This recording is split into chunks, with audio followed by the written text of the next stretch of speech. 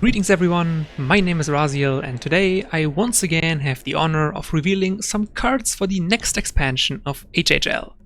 The title is going to be Crusade and it will contain the new Dark Angels, the Night Houses, and a new addition in the Dark Mechanicum. Sadly, this means that Luther and his friends will not be returning to Standard Mode and instead will join Karbanda and his fellow demons in the hell that is Legacy Mode. But enough of this, today we're going to focus on the other faction of Calibanites, the Dark Angels. I have a handful of cards for you, including a legendary, and I do think they are quite interesting. But I have delayed the reveals for long enough, it is time to look at our first card. First we have Angels of Death, a 4 energy tactic with the effect to deal 2 damage to a random enemy, which is then repeated for every unique wing you control. This basically means if you control 1 wing you get to deal 4 damage, 6 damage for 2 wings, and so on. Overall, this card isn't that crazy, given all the damage is going to go to random enemies, so unless you can manage to both clear the enemy board as well as accumulate many unique wings on your board, you're very likely not going to get a whole lot of value from this card. Still, it sets the stage perfectly for the new mechanic of the Dark Angels, which probably has been revealed already, which can be found on our next card. Next up we have Stormhold's Whisper, a 7 energy vehicle with 6 attack and HP, the Raven Wing tag, and the rally ability to deal 3 damage to a random enemy, which can be repeated when triggering this unit's synergy ability. In case you have not heard of synergy before, this is going to be a new rally clone ability, like Courage, Nemesis or Perfection, that triggers when you play this troop while containing a troop of a different wing. Meaning in case of Stormhold's Whisper, a Dread or Deathwing, for example.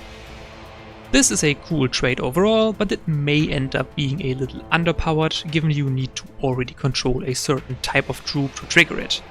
Therefore it is good to see that Stormhold's Whisper, being a fairly expensive troop, also has a regular rally ability.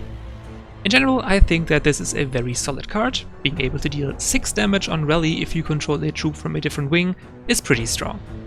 Maybe the random target is going to hold it back a little, but at the very least this is a rock solid card. Following this we have another vehicle, this time of the Deathwing, the Giardus Rhino.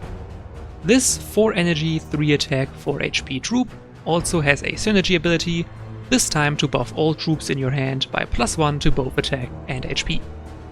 Since this effect is not restricted in any way, it definitely has the potential to be very strong.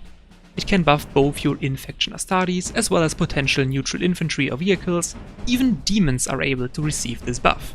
Of course, this does require you to already have a troop of a different wing on your board, but I don't think it will be that hard to achieve if we get some low-cost troops or energy manipulation.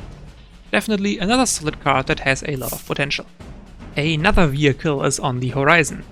I present the Adellum Sky-hunters, a 2 energy, 3 attack, 2 HP vehicle of the Raven Wing with flank that on synergy gains first strike. This is a very promising troop, but I don't think it's going to be broken. Its low cost makes this troop very splashable, either as a recipient of its synergy to gain first strike and finish an enemy troop for free, or as an enabler for other troops' synergy abilities, since a 2 HP troop likely won't survive the enemy turn anyways. Speaking of, I really like that this troop has 2 HP.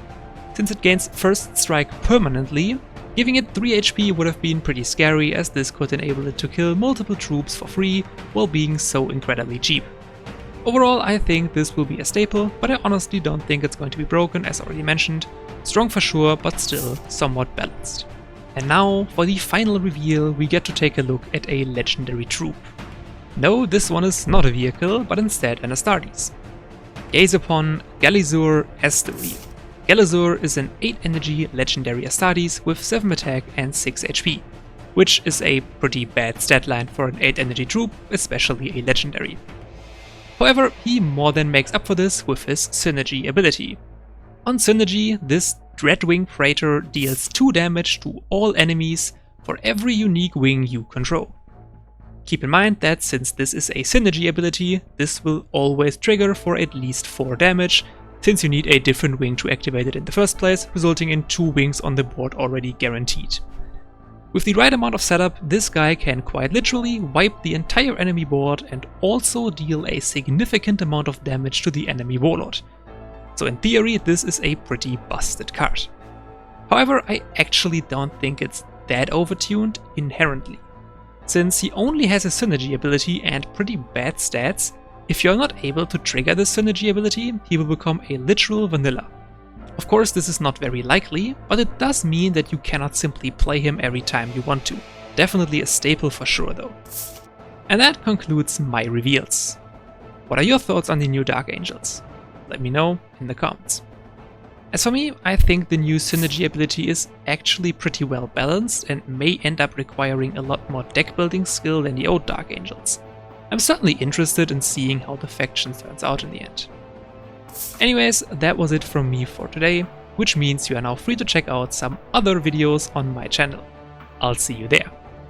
For those that don't have time to do that, that's fine too. I'll hopefully see you again for the next reveals. Until then.